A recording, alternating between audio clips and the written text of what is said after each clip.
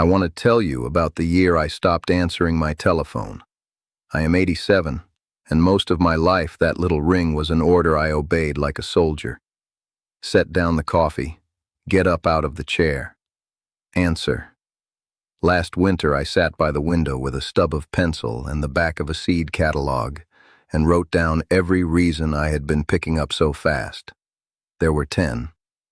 10 reasons a man runs to a telephone, and would you like to know how many had anything to do with love? When I read them back, I did not feel ashamed, and I did not feel proud. I felt honest, maybe for the first time in years. Come closer to the fire a while, and let an old man say what he means. I am not telling you to hide. I am not telling you to go hard, or to punish anybody, or to leave the people you love talking to a machine. I am not even telling you that the telephone is the trouble. The telephone is only a bell. The trouble was what I taught people every single time that bell rang and I came running. Do you know what I mean by taught? I was saying something about my own hours without ever opening my mouth, and it took me until 86 to hear it. My grandmother kept a kettle warm all day for whoever came up her road, and she fed anybody who was hungry and never turned a soul away. But she had a saying I did not understand until my own hair went white. She said a door that never closes is not a door at all. It is a hole in the wall, and weather comes through a hole whether you invited it or not. She was not talking about doors. She was talking about people. Do you know why a house is built with a door in it? So that the opening of it can mean something. When she opened hers, a person knew he was welcome, because she could have left it shut. That is the whole teaching, and every confession I am about to make hangs from it. When I answered every time, my yes stopped meaning anything. It was not a gift being given. It was just weather coming through the wall. So, here is the first confession, and it is not an easy one to say out loud. I answered because I was afraid of being forgotten. My son called on Sunday evenings, and I would sit down in that kitchen at 4 o'clock with the receiver 3 feet from my hand, and I would not start anything. I would not go out to the shed. I would not put beans on to soak, because what if it rang while my hands were wet? I gave up whole evenings of my life waiting on 11 minutes. And what did I think would become of me if I missed one? And when it rang, I snatched it up before the first ring finished, so he would never know how long I had been sitting there. My grandfather used to say that a man who runs to meet you is telling you how empty his afternoon was.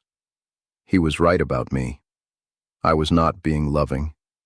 I was frightened, and I was calling it love. Before I go on, let me set one thing down beside you.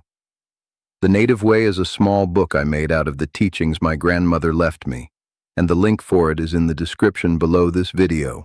You can click that link below whenever you like, or you can leave it sitting right there. No pressure at all from me. I am here with you either way, whether you ever open that book or not. I only wrote it down because none of it was ever mine to keep, and an old man cannot carry a thing like that out of the world with him. Now, 3 of these 10 happened in my own kitchen with people I loved sitting right in front of my face. And the 10th one is the one I am least proud of in all my 87 years. Can you guess what a man like me was really doing all those times he hurried across a cold floor in his socks? I could barely make my pencil write it down. But we have a fire and we have time. So let me give you the second confession. The second confession is that I answered so I could be the man who never let anybody down. My wife's nephew called me at 4:30 one morning, needing a ride to the airport, 90 miles each way. My knee was swollen up like a melon that week. I said yes before he finished the sentence. I drove it. I limped for 11 days after, and I never told him, because telling him would have spoiled the picture of me I was so busy painting.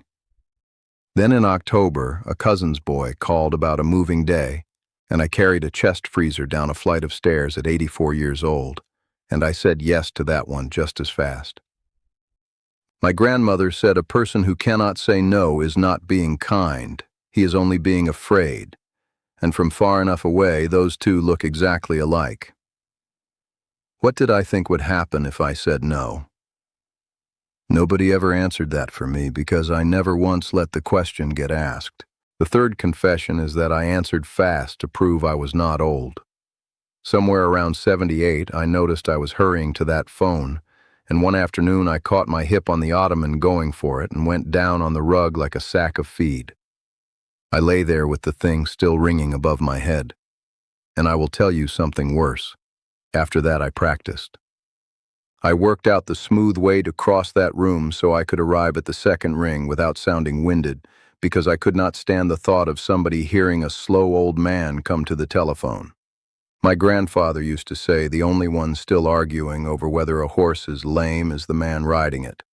That ottoman is still sitting exactly where it was. I leave it there on purpose now. The fourth confession I am ashamed of. I answered for strangers. A young fellow called to sell me gutter cleaning I did not need on a house with no gutters worth cleaning, and I kept him on that line 11 minutes. I asked him where he was calling from. I asked after his mother. He was reading off a card, and I knew he was, and I did not care one bit. I told my daughter about it later like it was a funny story, and she laughed, and I laughed with her, and then I sat out in the truck in her driveway for a while before I could start it. My grandmother said a hungry man will eat most anything. The same is true of a lonely one and the sound of a human voice. The fifth confession is that I answered so I would have something to hold against people afterward. I would hang up and sit there doing arithmetic. 22 days since my daughter called. 6 weeks since the middle boy. I kept a ledger in my chest and every call was an entry in it. And by every December I had a full accounting of who had shorted me that year, ready to be quietly held against them over a ham dinner. My grandfather said a man who keeps accounts on love will always find himself owed. And he will every time, because that ledger is written so it can never come out even. The sixth and the seventh belong together, because they are the same wound in two different rooms. Sixth, I answered at the supper table. My granddaughter, 15 years old, was telling me about a boy who had been unkind to her at school, and the phone went off and I got up. She was still talking when I stood. The call was about a fence line, and it could have waited until the fence fell down. She is 19 now, and she has never brought that boy up to me again, not once, and I do not believe she ever will. A young person only offers you a thing like that a certain number of times, and then they stop offering. Seventh, I answered after 9 at night, and then lay awake until 2 in the morning chewing on whatever the voice had handed me. My grandmother said the person sitting in front of you is the only one who can see your face, and a face is not a thing to be wasted on a wall. The eighth confession comes the closest to what I most want to say to you tonight. I answered because being needed felt like the last proof I had that I still counted for something. So I made myself into the family errand line, the truck, the ladder, the $200, 4 years of somebody else's boxes taking up half my shed.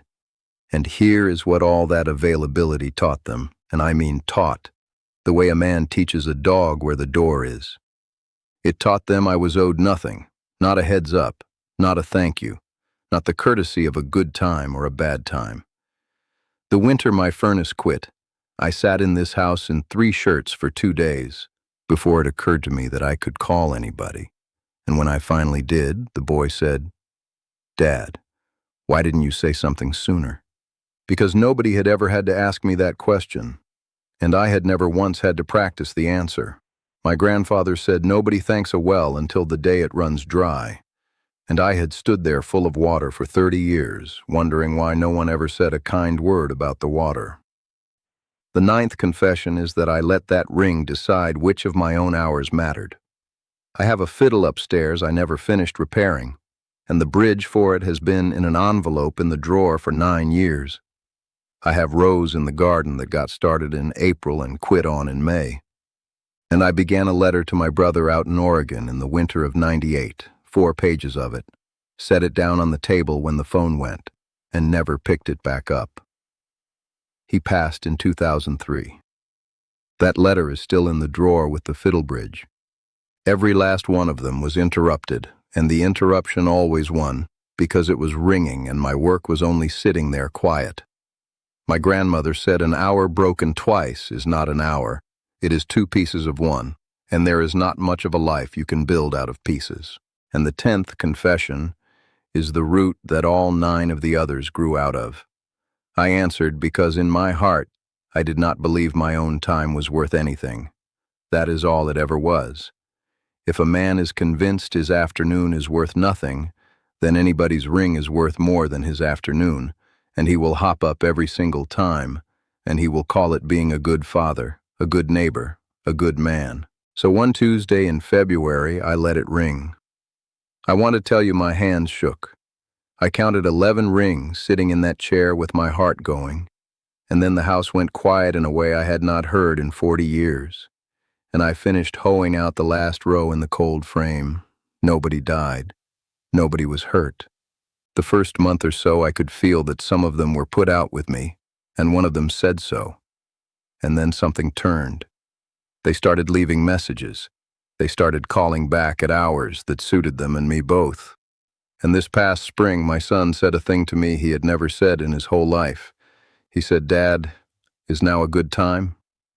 Now I want to be careful here, because I know how a list like this can land on a person. Naming these 10 was not the same as hating myself for them, and I need you to hear that from a man who got it wrong for a while. For a few weeks after I wrote out that seed catalog page, I did hate myself a little. I looked at that pencil list and I thought, well, there it is. That is who I have been. A man so afraid of a quiet house that he let a bell run him around inside it for 60 years. But that is not what a list is. A list is not a name for a person. Every one of those 10 was something I did with my hand and my feet. And a thing done can be noticed. And a thing noticed can be done differently tomorrow. I am not a man who answers. I am a man who has been answering. Those are two entirely different sentences, and only one of them has a door in it. My grandmother's kettle stayed warm her whole life. She never stopped feeding anybody. What she had that I did not have was a door she could close, and closing it never once made her cold-hearted. It made her welcome worth something on the day she gave it.